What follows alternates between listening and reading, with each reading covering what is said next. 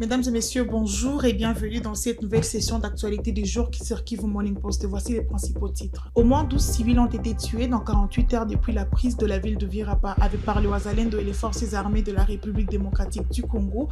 La situation dans la ville reste tendue, marquée par de pillages. Et puis une position de l'armée congolaise a été incendiée dans les territoires de Lubero. Il s'agit des miliciens Wazalendo qui ont réduit au centre la position des FARDC à Moussienene. Voilà, tout de suite les titres en détail. Bienvenue.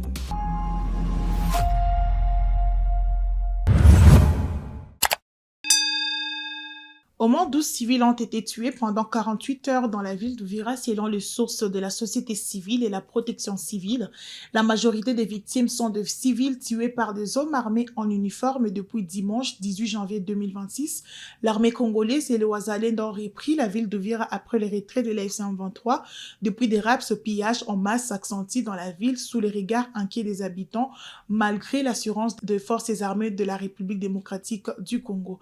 Plus de détails avec Vanessa Abanza. Au moins 12 civils ont été tués pendant 48 heures dans la ville d'Uvira, selon des sources de la société civile et de la protection civile.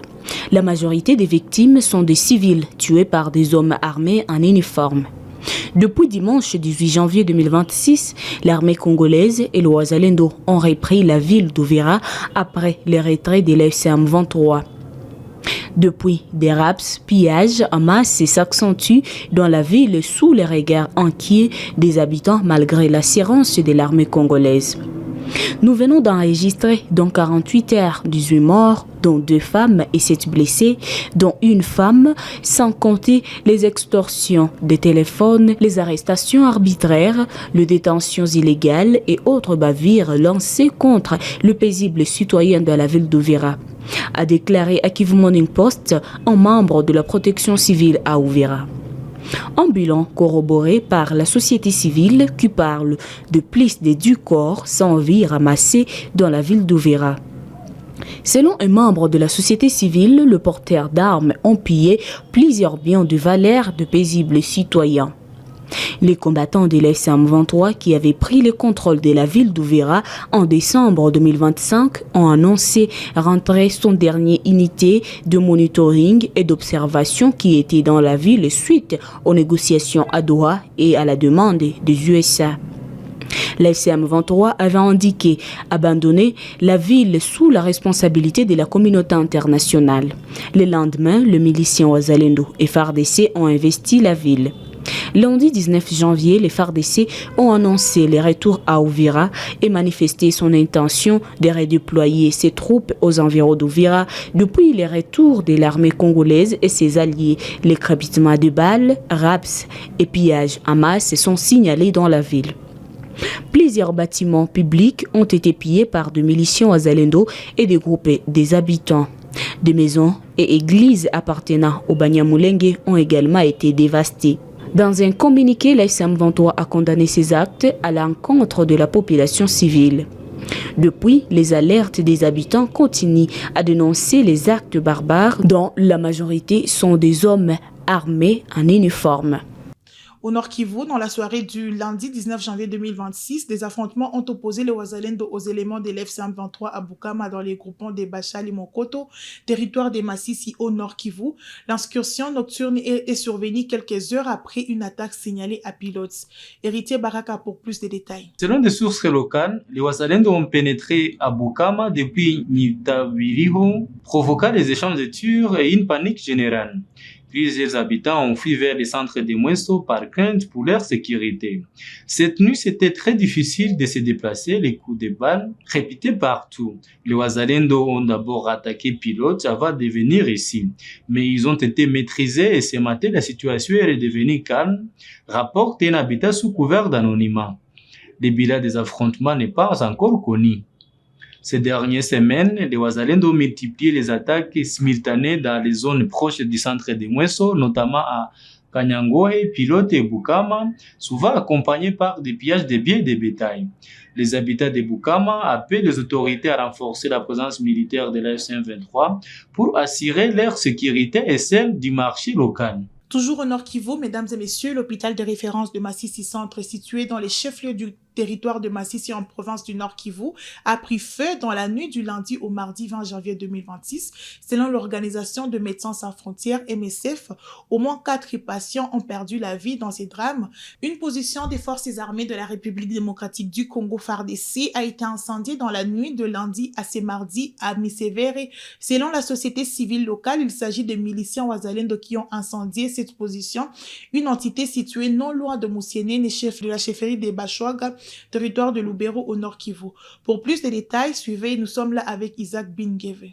Si, c'est depuis hier que la position des FARDC a été visitée par des inconnus qui ont brûlé toutes les 15. Cette position elle est basée à Missavere.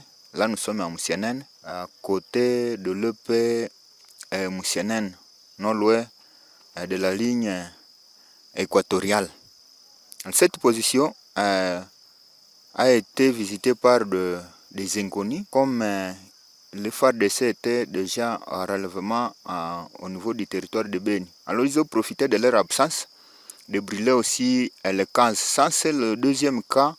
Il n'y a même pas 2 semaines qu'ils ont brûlé aussi un autre cas à Bossega, toujours la position des FARDC. Alors, nous sommes en train d'alerter aussi le service de sécurité sur ces faits parce que la loi existe pour toute personne qui ne veut pas se conformer à la loi. Mais aussi, nous sommes en train d'alerter sur un mouvement des hommes armés qui est en train d'être installé tout juste vers le pont Biena sur la route Moussienene-Lukanga, dans la concession du général Kachova.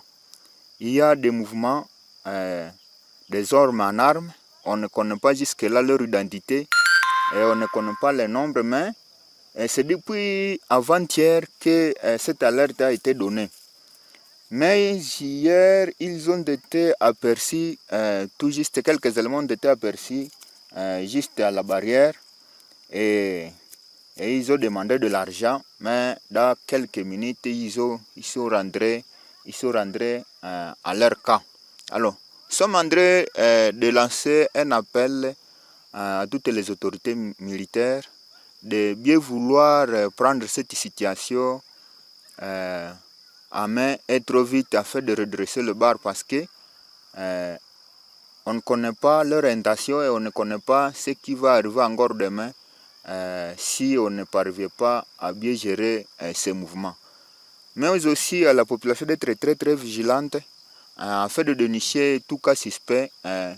S'il y a un cas suspect, de faire signe aux autorités, aux services de renseignement, afin de voir dans la mesure du possible de recadrer le tir. Il se pourrait que ce soit des Wazalendo, mais on ne connaît pas si c'est quel groupe Wazalendo ou s'ils proviennent d'où, c'est quelle leur identité. Tout ça, on ne connaît pas encore, mais la chose qui est sûre est qu'ils se sont déjà installés donc à côté du pont Biena route Lukanga Moussienene. Direction Kisangani, très chers téléspectateurs, le message du gouverneur de province Paulé Lindongolia à la population après sa descente ce lundi à la centrale hydroélectrique de la Chopo. Suivez. Chers frères et sœurs de la Chopo, comme je viens de vous dire, et donc je suis à la SN, j'ai constaté les travaux avancent et la machine tourne déjà, et donc actuellement les 2 machines sont à bon état. Le problème qu'on a, c'est que les 2 machines ne veulent pas tourner simultanément, comme vient de dire le technicien. C'est eux qui disent sur le plan technique. Mais moi, j'apprends des choses, comme je viens de le dire. Et nous n'allons pas céder à cela. Comme vous avez besoin de l'électricité, j'en ai besoin également. Et donc, nous avons tous besoin, la ville a besoin de l'électricité. Et nous n'allons pas pardonner, comme je dis, les autorités de Kinshasa, tous les services qui sont mis à ma disposition, nous allons prendre des dispositions. pour mettre hors état de nuire tout celui qui veut politiser la SNEL. Gardez votre confiance aux autorités que nous sommes, au président de la République, au gouverneur de province et à toutes les institutions du pays. Merci. Désormais, les carrefours pour les problématiques de Kinshasa seront sous les contrôles d'éléments sélectionnés dans une différentes unités de la police pour garantir leur bon rendement. Ils devront disperser le marché illégaux et les parkings non autorisés qui occupent impunément les carrefours et travailleront au contrôle de permis de conduire ainsi qu'à la certification du contrôle technique des véhicules. Le commissaire divisionnaire Israël Kantou Bakoulou indique les objectifs confiés à cette unité. Suivez. Bakonzi na biso balalite balembisi pe maboko te bayebisi biso tosala ndenge oyo esengeli biso kosala afin que population atambola na kimia nzela pe oyo moni mituka eza kotambola eza lokola biloko bato bakotamboza mituka wana eza bato oyo biso fo tobatela. La police travaille 24 heures sur 24 heures. Bakonzi balobaki na biso topono bakeo toponami biso tozali awa tozali unité oyo ya sikater eza mpe unité moko tocreye te ke ecomplete unité mosusu mpe remplace lisusu te biso batie biso a part tokosunga tobatela topusa topesa maboko na baoyo basalaka misala wana banda kala toye koapuye PCR baninga na biso ya Mangbanda yama ya Mosaka to yama ya Pondu bamonisi balimite na bango baza kokoka te nayebi te mpo na nini bango moko bayebi ntina oyo baza kokoka na yango te. Tomoni ke mpo na kosembola mpo na kobongisa mikila wana esila kati na bango esengeli makila ya sika. Makila ya sika eza biso totelemi awa biso tokoya komona kocamusa makila na bango mpo epermettre bango bazonga na droit chemin. Lelo ezalaki te tokabola misala yango selon bacarrefour oyo ezalaki prélevé ezali bongo 60 carrefour oyo ezalaki prélevé à ce pas problème awa na ville province ya Kinshasa ezaki bakoya baninga na biso mosusu ya transport baninga mosusu ya assainissement brigade oyo edependaka na gouverneur province na bango na biso basembola na biso mosala biso fengi tosala banda mikolo oyo moto na moto ayeba na motu na ye ke oye mpo na kobongisa oyo ebebaki kasi koya mpo na kobebisa so davantage te. Et pour mettre fin à cette section d'actualité, mesdames et messieurs, Kinshasa est de nouveau secoué par une crise politique majeure après l'arrestation dans la nuit du 18 janvier 2026 au 19 janvier d'Aubin Minakou, ancien président de l'Assemblée nationale et vice-président du PPRD, détail avec Prosper Héry. Selon plusieurs sources locales, le mouvement Sauvons la RDC, M. Minakou a été intercepté à son domicile par des hommes lourdement armés sous les yeux de son épouse pour une destination encore inconnue. Dans un communiqué, le mouvement Sauvons la RDC dénonce une sanction politique arbitraire infligée à une figure emblématique de l'opposition et appelle à la mobilisation internationale. Ce nouvel enlèvement d'un haut dignitaire de l'opposition politique apporte une preuve supplémentaire s'il en était besoin que le Congo est désormais un espace de non-droit où l'arbitraire est érigé en règle et où toutes les institutions étatiques sont confisquées et mises au service d'un despote qui se croit tout permis, a déclaré le mouvement. Pour les responsables de Sauvons la RDC, cet acte illustre une dérive autoritaire qui réduit la liberté politique à une faveur octroyée au gré du bon vouloir du pouvoir personnel et vise toutes les personnalités refusant l'allégeance au régime actuel. Rien ne fera fléchir notre détermination à combattre la tyrannie. Cette dernière doit être vaincue et elle le sera, affirme le signataire du communiqué appelant à la libération immédiate et sans condition d'Aubin Minakou.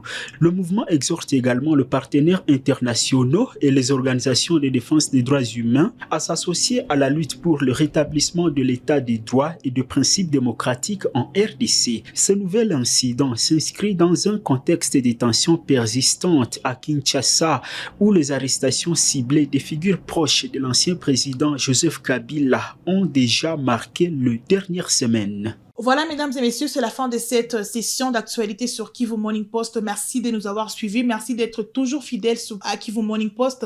N'oubliez pas de vous abonner si c'est votre première fois, mais surtout activer la cloche de notification pour être au courant de toutes les actualités sur Kivu Morning Post. À très bientôt pour la prochaine actualité.